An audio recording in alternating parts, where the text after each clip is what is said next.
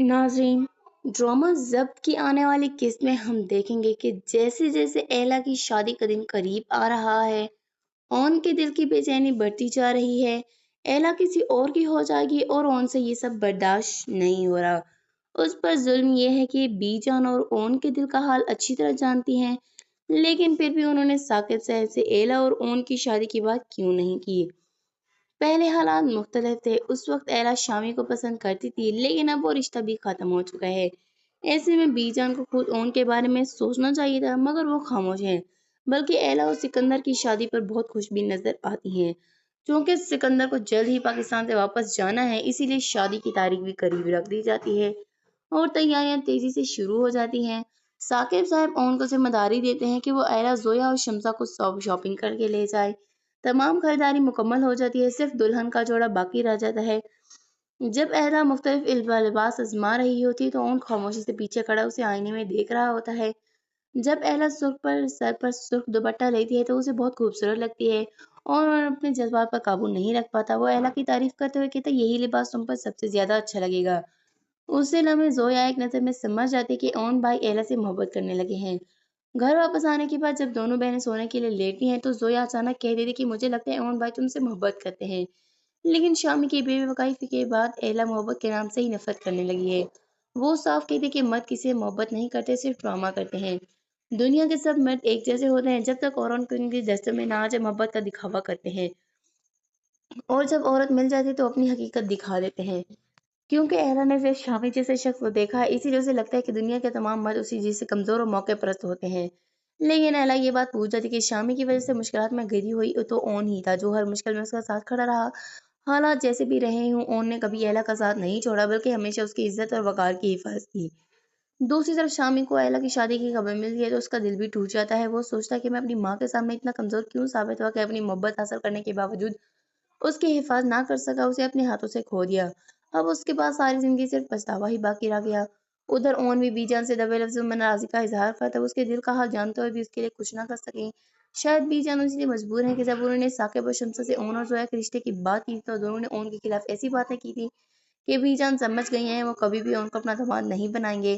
اس لیے انہوں نے دوبارہ ہمت نہیں کی، ورنہ ایلا اور شامی کی علیحدگی کے بعد شاید وہ اون اور ایلا کے رشتے کی بات ضرور کر دیں۔ اگلے دن ایلا اون کو پریشان اور اداس دیکھتی ہے تو اشاروں کے نامی میں کہتی کہ میں جانتی ہوں تم کیوں اداس ہو، لیکن اس سب کا کوئی فائدہ نہیں۔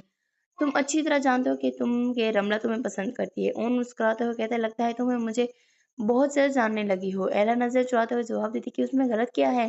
اون کہتا ہے، غلط تو کچھ نہیں، بس افسوس اس بات ہے کہ سب جانتے ہوئے تم انجان بجی ہوئی ہو۔ اسی دوران بی جان اور ایلا سکندر کی شادی میں اون کی والدہ کو بھی مدعو کر لیتے ہیں۔ اون اپنی ماں کو زندگی میں دوبارہ دیکھنا نہیں چاہتا، اس لیے وہ بی جان سے ناراض ہو جاتا ہے۔ بی جان سارا دن روتی رہتی ہے۔ ایلا پوچھتی ہے کہ وہ اون اپنی ماں سے اتنی نفرت کیوں کرتا ہے، مگر بی جان کے پاس اس سوال کا جواب نہیں ہوتا۔ بعد میں ایلا سے اون سے کہتے کہ تمہاری وجہ سے بی جان سارا دن روتی رہی ہے اور تمہیں ذرا بھی احساس نہیں، تمہاری والدہ میری شادی میں آ رہی ہیں، تمہیں اس پر اعتراض نہیں ہونا چاہیے۔ یہ سن کر اون افسردگی سے کہتا کہ بی جان کے آنسو اور تکلیف سب کو نظر آ گئی، مگر میرے 20 سال کے آنسو کسی کو نظر نہیں آئے، مجھے تو اسی بات کا دکھ ہے۔ دوسری طرف رملہ نے سب کی ناک میں دم کر رکھا ہے۔ عرفہ اب رملہ اپنے بیٹے شامی کی شادی کروا چاہتے۔ سب سے بڑا افسوس ہے اس بات کا کہ حق مہر میں فاروق صاحب کی فیکٹری رملہ کے نام کر دی گئی ہے۔ رملہ عرفہ کی مجبوری کو اچھی طرح سمجھتی ہے، اسی لیے اب وہ کسی کی بات نہیں سنتی۔ صبح گھر سے نکلتی اور رات گئے واپس آتی ہے۔ گھر والے اس کے رویے سے بہت پریشان ہیں۔ پہلے بھی ایک بار تیز رفتاری اور حادثے کی وجہ سے فاروق صاحب سے تھانے سے چھڑا کر لائے تھے اور اب اس کی روزانہ کی حرکتیں سب کے لیے درد سر بن چکی ہیں۔ فاروق صاحب عرفہ پر غصہ نکالتے ہوئے کہتے کہ رملہ کو قابو میں رکھو، میں روز روز اس کی ضمانتیں کروانے کے لیے تھانوں اور عدالتوں کے چکر نہیں لگا سکتا۔ وہ یاد دلاتے کہ ایلا کے معاملے میں تو عرفہ معمولی باتوں پر بھی عدالت لگا دیتی تھی، مگر رملہ کے معاملے میں اس نے آنکھیں بند کر رکھی ہیں۔ فاروق صاحب یہاں تک کہہ دیتے ہیں کہ شامی کو فوراً واپس بلاؤ اور رملہ کی رخصتی کرو تاکہ وہ خود اس مسئلے کو سنبھالے۔ ادھر رملہ یہ سب اپنے دوست کے مشورے پر کر رہی ہے۔ اس کی دوست سمجھاتے کہ کبھی خود خلا مت لینا ورنہ فیکٹری واپس کرنی پڑے گی۔